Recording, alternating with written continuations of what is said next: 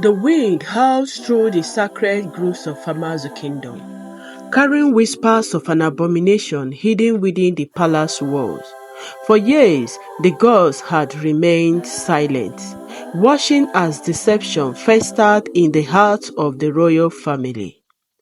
Once upon a time, the great kingdom of Amazu was once the land of wealth, peace, and strong warriors. King Eze Obinna ruled with wisdom, and the people honored him. But one thing troubled his heart. He had no heir. Years passed, and his beloved wife, Queen Mmasinachi, remained childless. The elders whispered, the chiefs advised, and the palace murmured. A king without an heir is like a tree without roots. Desperate, he married Lolo Oma, a woman whose beauty was rivaled only by her cunning heart. Shortly after, both queens became pregnant. The palace erupted in celebration, but jealousy and greed stayed in Oma's heart. She knew that if Mmasinachi bore a son first, her power would be threatened. So she did the unthinkable. She conspired with the palace midwife, Adako, to switch the babies. And so, on the night of birth, Mmasinachi's new son was stolen, replaced with a commoner's baby girl. Minutes later, Oma gave birth to her own son. She was then celebrated as the heir to the throne. A tragedy disguised as joy. The land of Amazu rejoiced, but the gods were not blind. Years passed. Queen Mmasinachi, once loved and respected, now walked through the palace with a heavy heart. She had been mocked, shamed, and humiliated, all because she bore only a daughter. Lolo Oma, now the mother of the supposed heir, insulted her daily. Mmasinachi, look at your womb. It is cursed. A true queen should birth a son, not a useless girl, Oma sneered. The words cut deep. Chimamanda, the girl who was truly the lost princess, was raised as Mmasinachi's daughter. She grew into a graceful, intelligent, and kind-hearted young woman. But the palace treated her differently. The elders ignored her. The chiefs saw her as a weak replacement. Even the king, despite loving her, was distant. My daughter, he would sigh, if only you were born a boy. Through it all, Mmasinachi never stopped loving Chimamanda. She raised her to be humble, respectful, and wise. You are more than what they say you are, she often told her. One day, the gods will reveal your destiny. Little did she know that day was coming. Meanwhile, the boy who was meant to be the king, Obinna, was growing up in poverty. Raised by Nneka, a poor widow, he knew nothing about his royal blood. He worked in the field, fetched water, and learned to survive. One day, fate led him to the palace. It was the New Yam festival, and the king had opened the palace gates for all villagers.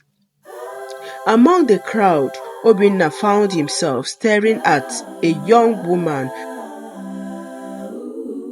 It was Princess Chimamanda.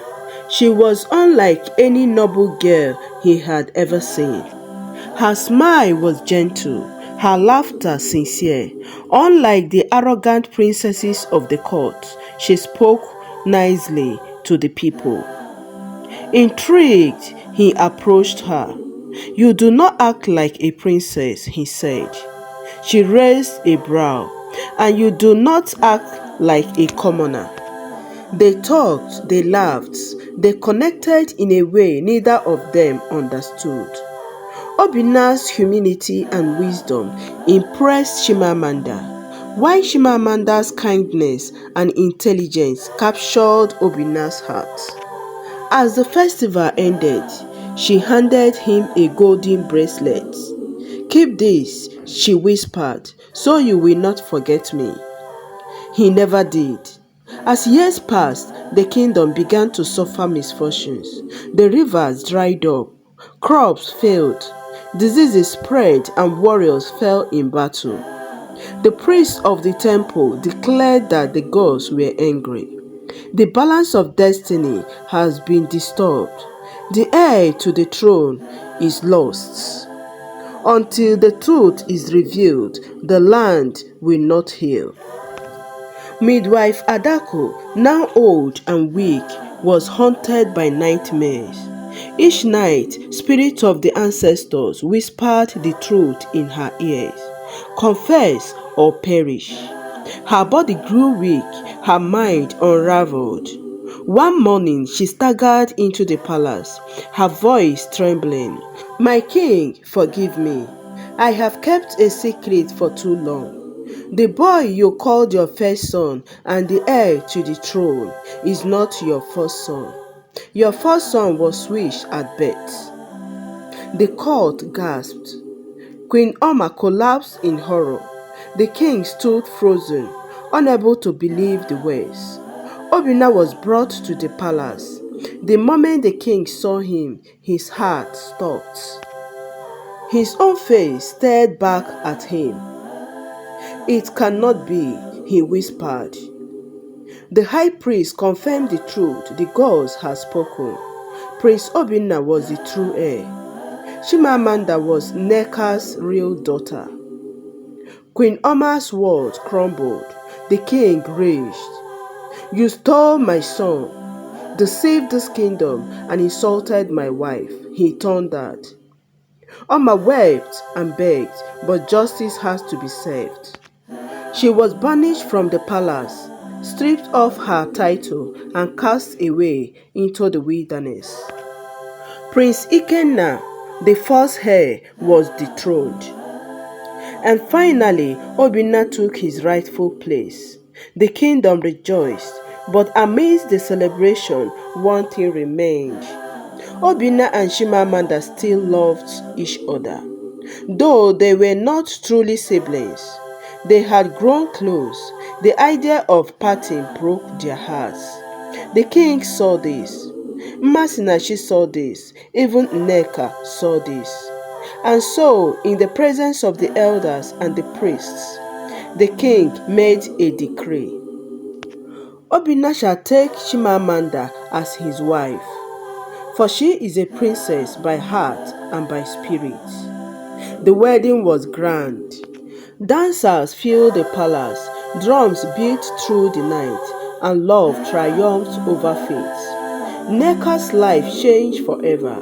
She was given wealth and honor. Queen Mmasinachi, once mocked, now stood proud, watching her son ruled with wisdom and strength. And Chimamanda, she became the most beloved queen Amazu had ever known. The gods were pleased. Balance had been restored. Amazu flourished once again. And so, justice was served. Love prevailed, and Obinna ruled with wisdom and truth. This is the end of my story.